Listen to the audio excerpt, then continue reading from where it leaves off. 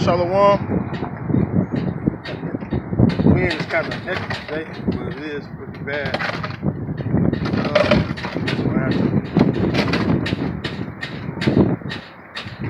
A little extra to set up today.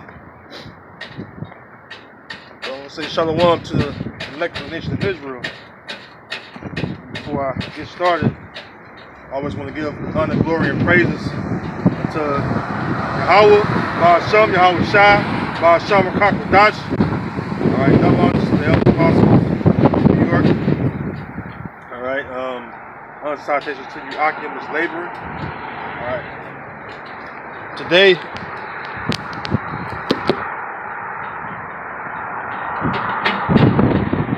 there we go.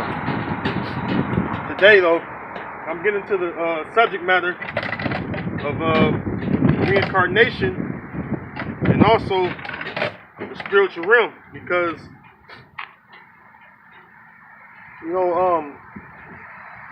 the Holy Scriptures, all right, clearly describes, all right, how reincarnation works, all right, but you have to be ordained by Yahweh Ba'ashem Yahweh Shai, all right, to be allowed to get this knowledge, okay, to understand, all right, the scriptures, the dark sayings, the parables, all right, and the secrets of the Most High, all right.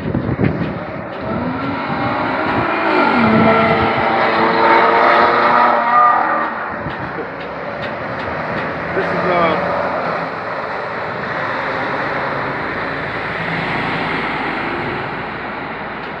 Book of Amos.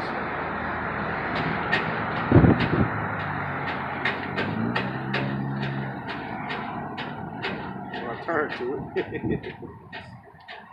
It's a lot. This is the book of Amos, chapter 3.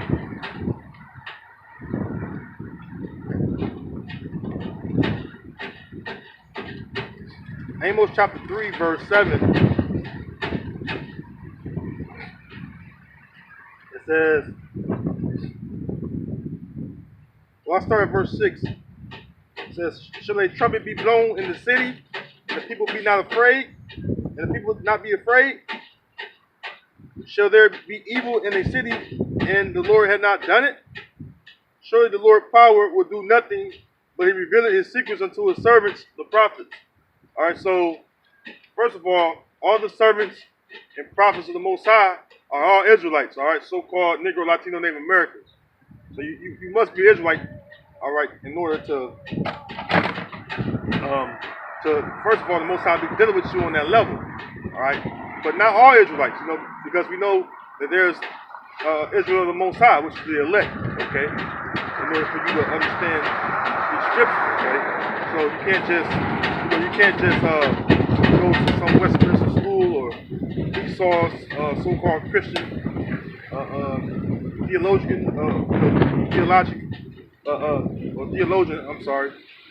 school, and think you can understand these scriptures or break down the scriptures, okay? You have to be given this knowledge from the Most High himself, through his son, Yahweh Shai, through the elders, all right? And through other men of the Lord, you have, us young brothers, we're teachers as well, So we've been taught, So it's a order of things, We all been taught, all right? More importantly, we all been taught by an Israelite, that's a man of the Lord, serving the Lord, okay? So, getting into reincarnation, I'm going to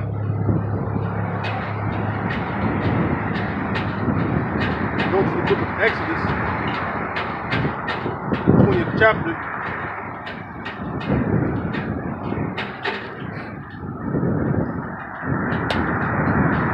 And we'll start at the verse, right to the point. So this is Exodus chapter 20, verse 5. And it reads, thou shalt not bow down thyself to them, nor serve them. And it's talking about other gods, by the way. You start up, on down, you'll know that the scriptures is talking about us, children of Israel, not to serve and worship other gods. All right. So it says, "For I, the Lord thy power, am a jealous power, visiting the iniquity of the fathers upon the children until the third and fourth generation of them that hate." All right. So that's how you come back. All right. In your third and fourth generation. All right. Because that's the way the Heavenly Father set up to be. All right, and then also when you go to the book of Numbers, the first chapter and the 18th verse, it tells you how the seed is passed along. All right, as far as the bloodline, how the bloodline works. You come back through your fathers. All right, and it's all they're all males, you know, or men. All right. So example. I've had my granddad had my granddad had my father had me, I had my son, and then it'll continue on. All right, that's one way that you know that people don't understand bloodline or lineage. You know, it's called a pedigree, which is bloodline. All right, that's how it's passed along. All right, so you come down the line of your same lineage in the third or fourth generation, okay?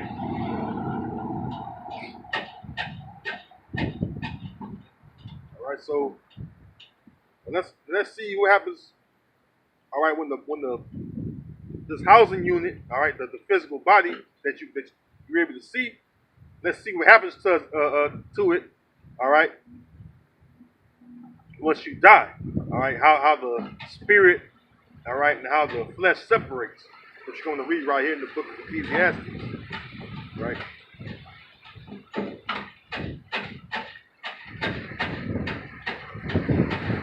So this is the book of Ecclesiastes, chapter 12, verse 7, and it reads, "Then shall the dust return to the earth as it was, and the spirit shall return unto the Most High who gave it." Right, so when you die, all right, the Most High, Heavenly Father, all right, through His Son created men, all right, from the dust of the ground, all right, from the dust of the ground, which represents the soil, all right, or some people call it the dirt, all right, same thing, all right, which is different shades of brown, all right, showing you that what the original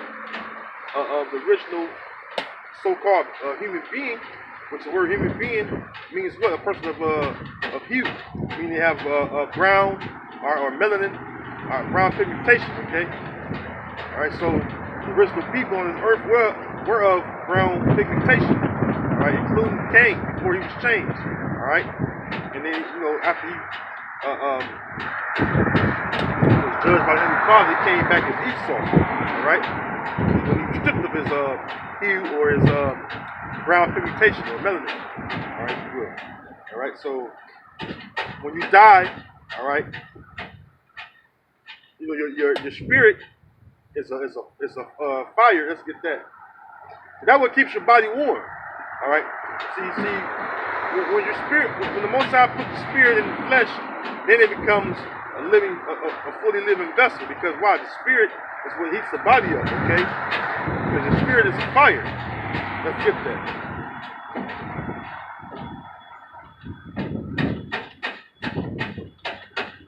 That's why when someone dies, you feel the carcass or that body, which you're not supposed to, but it's cold.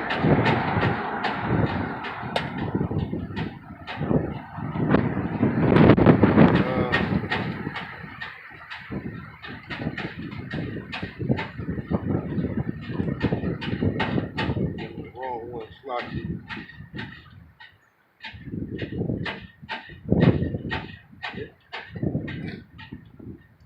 Pull it up. And the body is instantly cold. once spirit separates from it. All right.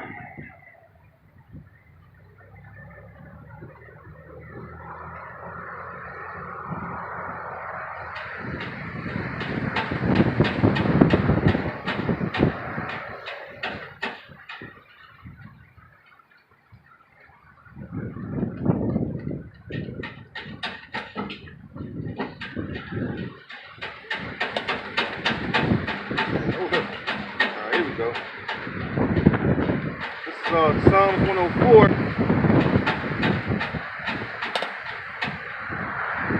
I'm gonna go right to the point. Verse 4.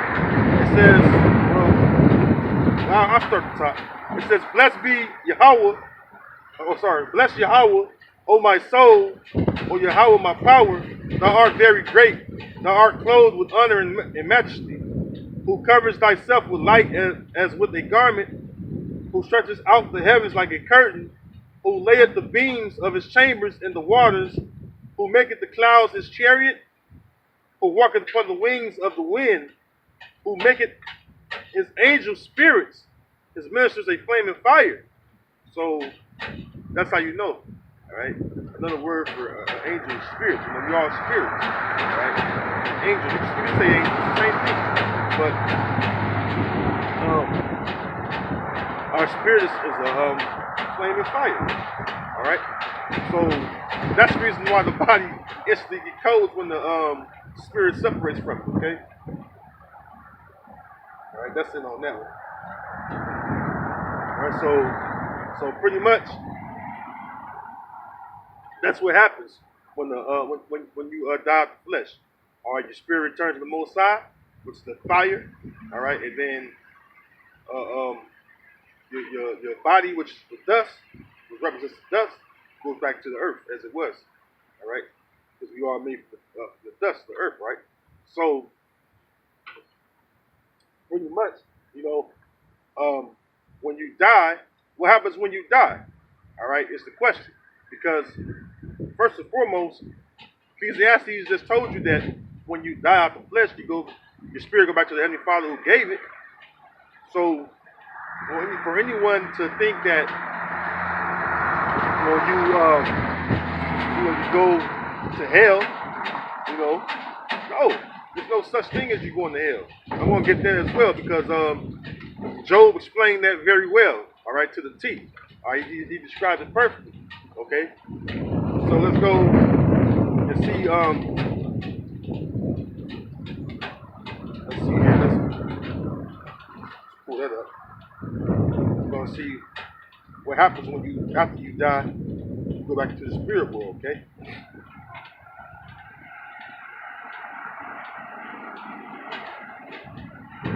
All right, so we're gonna go to the box. Second Esdras. All right.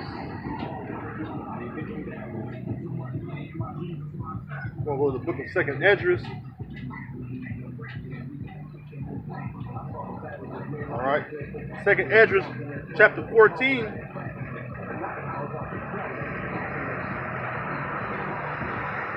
All right. Second Esdras, chapter 14.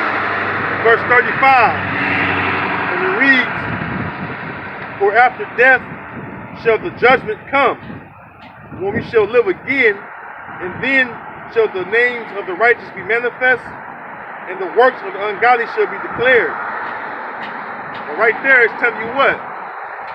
After death, then what? You're going to appear before the judgment seat, and the Most High judge you. All right, and then you live again, meaning what? You come back again to this earth.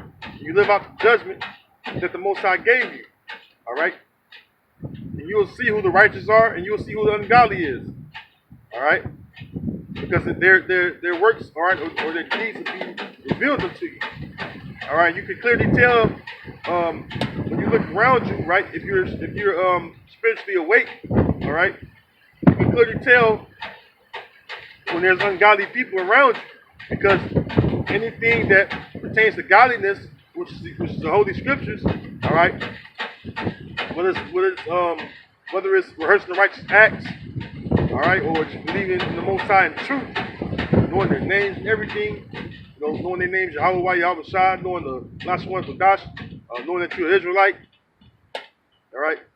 When you bring up those things, if they're ungodly, they'll reject it, which most of our people do.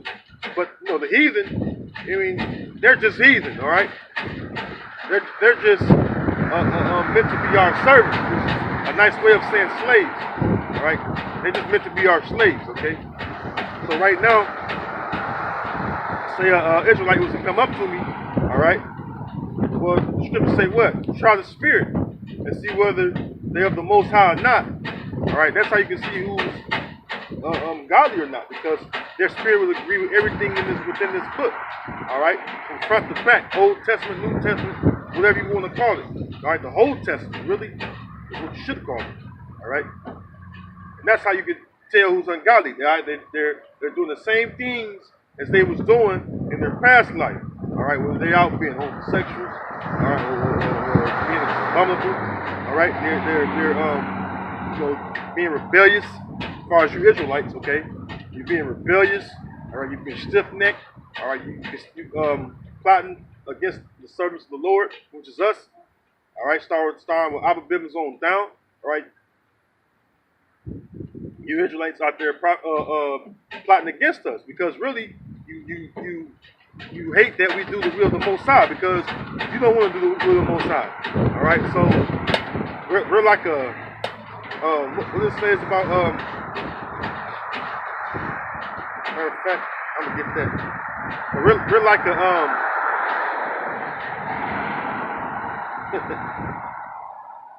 we're like a good nuisance to you, you know, if you will, because we get on your nerves because we rebuke you for your wickedness, okay? All right.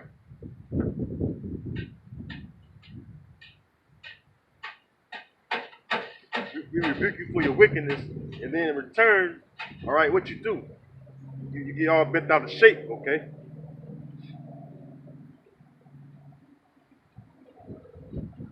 Just a quick precept, real quick.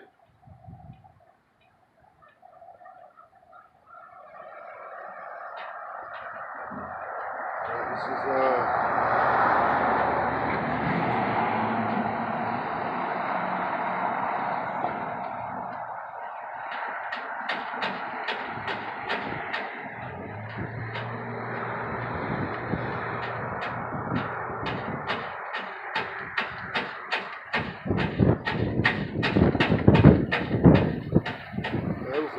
particular precept I want to grab, man. I forget how you quote it. So Salakia, I want to get it because it was actually right on point.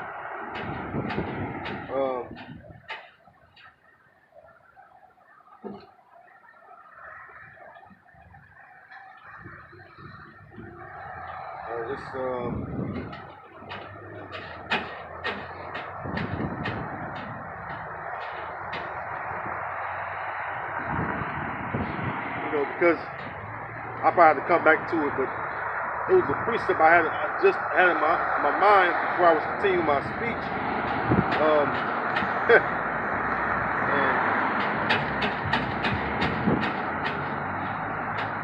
And it was right on the tip of my tongue. All right.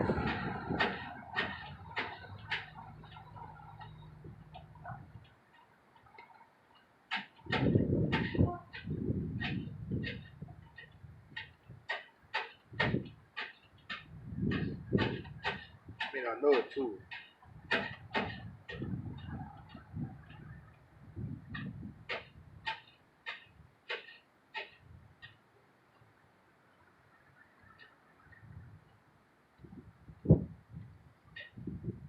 Oh, this is a good one right here.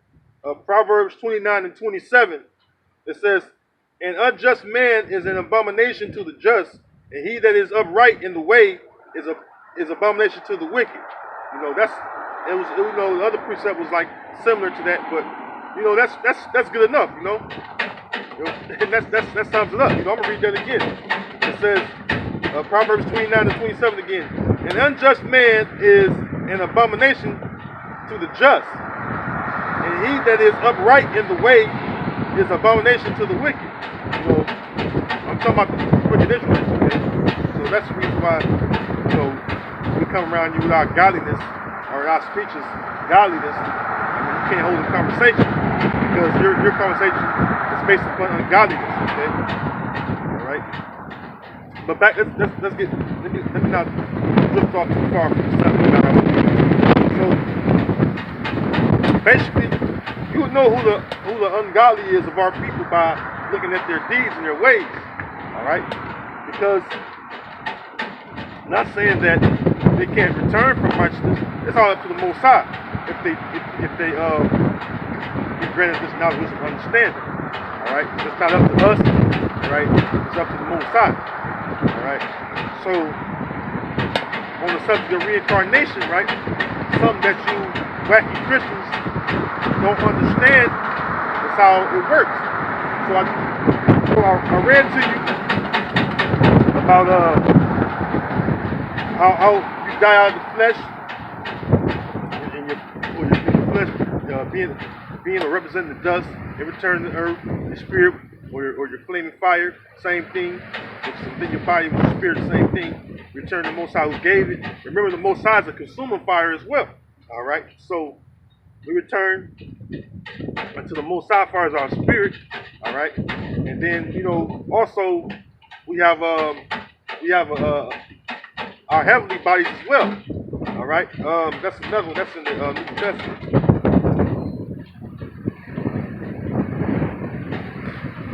Let's get that to you.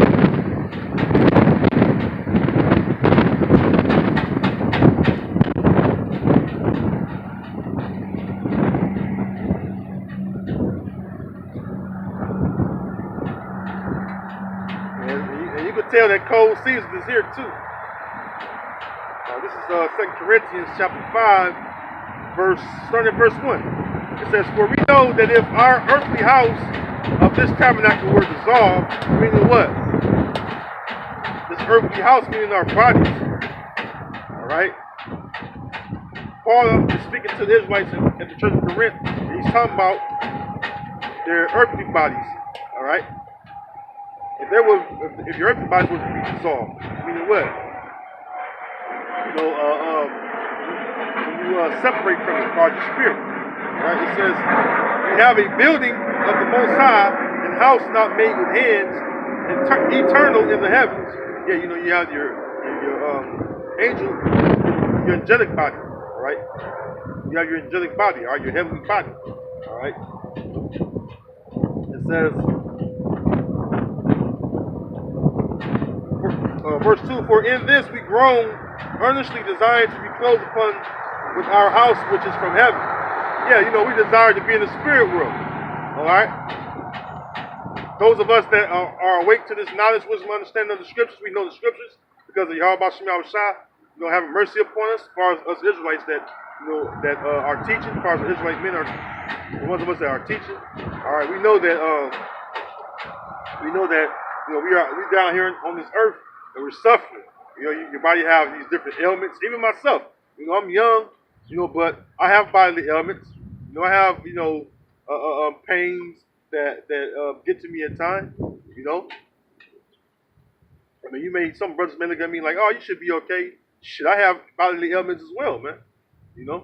From playing sports and all kinds of stuff. Growing up. So I still have bodily ailments. You have to think about the food you eat, how that contribute to you getting sick every once in a while. All right, we do our best to stay healthy, but every once in a while you get sick. You may catch a cold. Some brothers may catch a flu.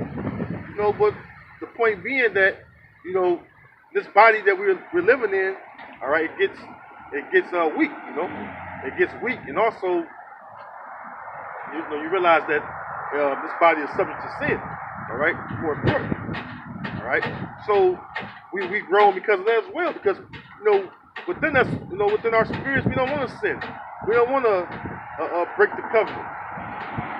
But because first of all, we're in these bodies, all right, and then also we live in another nation. We can't keep the whole covenant, the whole law, the whole law that the Most High gave us. All right, and we grown because of that as well, because we realize that there are things that we should be keeping. But by Esau being the wicked, he don't allow us to keep certain things. All right, not even fully going through or rehearsing a Passover as well.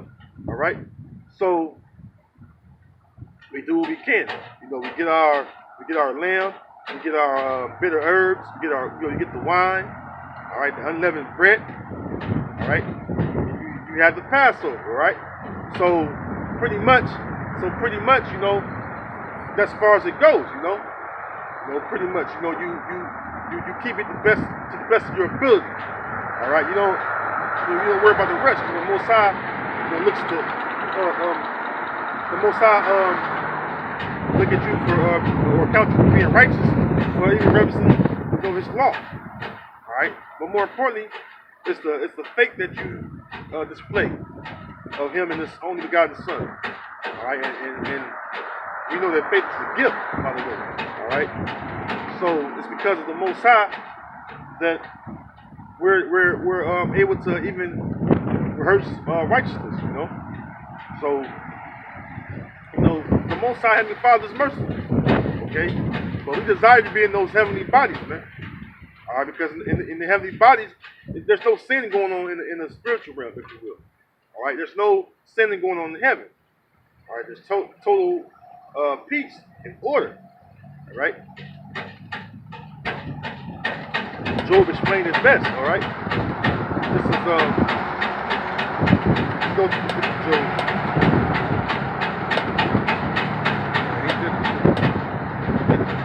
I turned to Job. It was on 14:1.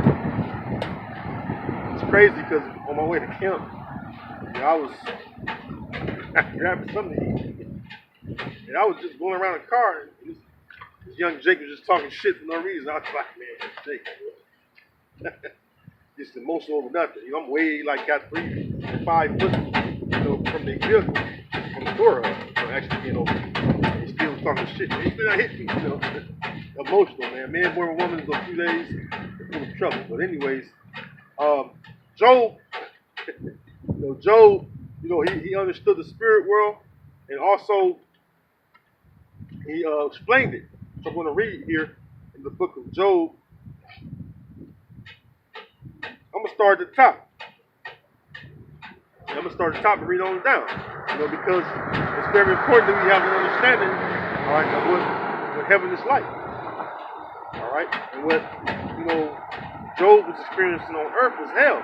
Because there's no such place as hell as far as a place. There's a such thing of hell being that it means the grave. All right? But as far as that fiery place you go where you burn forever and ever, that's all a fairy tale. That's a made-up a myth.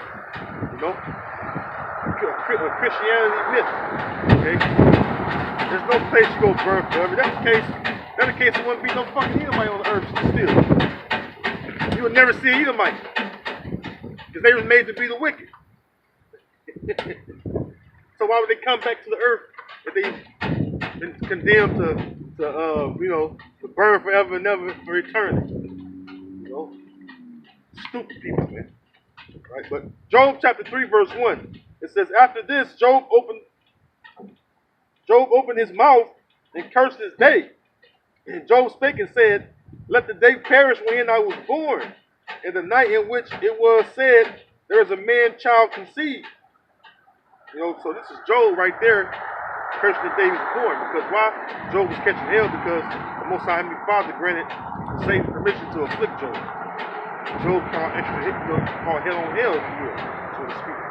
He was beginning to be afflicted in his body. Right? So Job, in other words, wishing he wasn't in this earthly body, all right, or earthly house. Okay?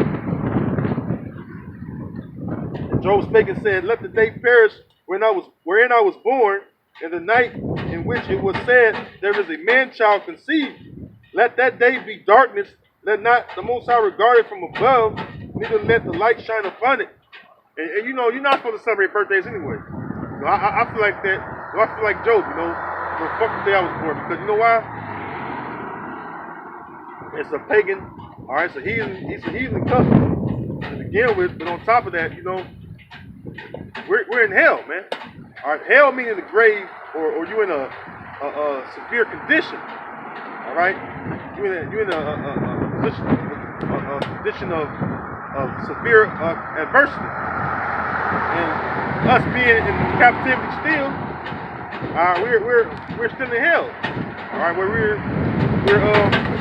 bottom, we don't have anything. We don't have jack shit. We don't have our own government or anything.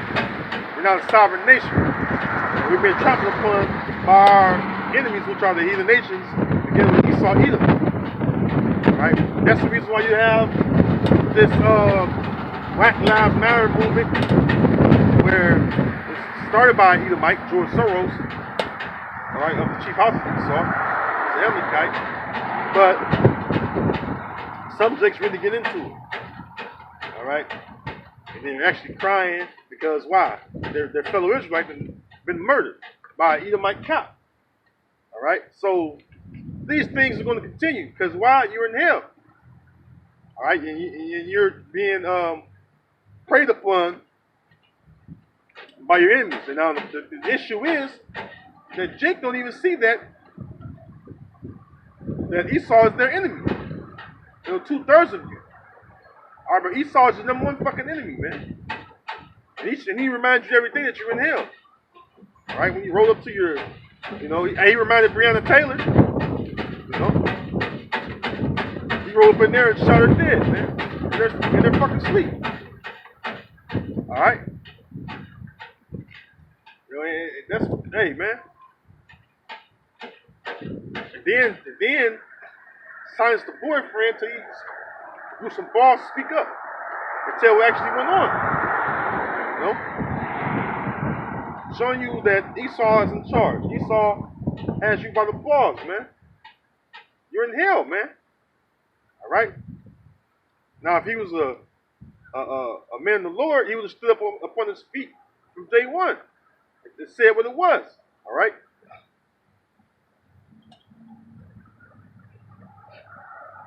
But like I say, Esau reminds you in hell, man. So Israelites, we are in hell. If you're an Edomite, you're in heaven. Because Esau is ruling. So you Edomites, you so-called white people, together with your elites, which are the central banking families, you're in heaven. Because there is a heaven on earth. All right? Rulership is heaven. All right? Slavery is hell.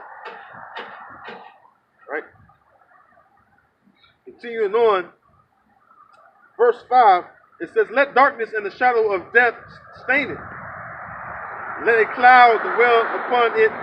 Let the blackness of the day terrify it. As for that night, let darkness seize upon it. Let it not be joined unto the days of the year. Let it not come into the number of the months. Lo, let that night be solitary. Let no joyful voice come therein. Let them curse it that curse the day, who are ready to raise up their mourning. Let the stars of the twilight thereof be dark. Let it look for light